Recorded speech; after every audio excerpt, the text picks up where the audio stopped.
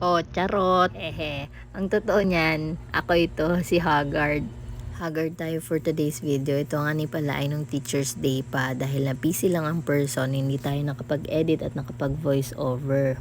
At hindi pa naman sobrang late pero babatiin ko na rin po, baka hindi ko kayo nabate. Happy Teacher's Day or Teacher's Month po sa inyong lahat ng mga teacher. Click na nga tayo dito sa cake na ginagawa ko. Madami nga ni ito kaya tuwang-tuwa yung aking anak. Yung anak kong college, tuwang-tuwa siya nung nakita niya yung rep na puno ng cakes. Gawa ng aware siya kapag ka meron order ng cake, ibig sabihin may pera kami. Hindi ko lang nga ni nabivideohan yung random na sinasabi niya pero talagang madalas ay mga ganong pananalita yung sinasabi niya. Mama, may gawa kang cake, ibig sabihin may pera tayo. At kung bakit siya masaya, syempre, makakabili siya ng tinapay o kung ano man ang gusto niya minsan, hindi naman lagi. At mabalik na nga tayo dito sa ating cake na ginagawa. Kadalasan talaga sa mga nakalipas na taon ay sobrang konti lang ng ginagawa ko for Teacher's Day.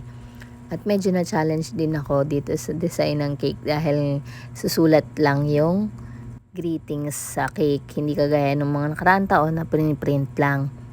At bali 27 bento cakes nga pala itong susulatan ko agad-agad. At gaya ng nasabi ko kanina, hindi nga ni laging maraming order pag Teacher's Day. Parang marami na yung 15 orders.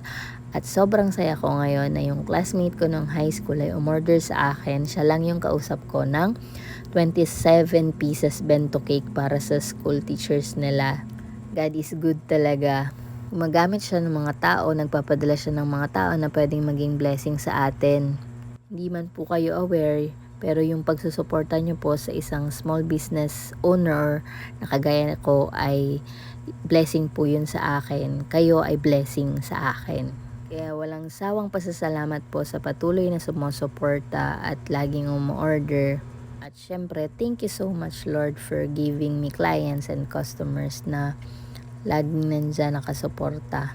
Paano ko nasasabing nakasuporta? Kasi lagi nila akong nire-refer. Kaya thank you po ulit sa inyo. At eto na nga, na-deliver na natin ang ating mga bento cake. May time talaga na mahina din pero wag tayong paghinaan ng loob. Always pray and trust the Lord.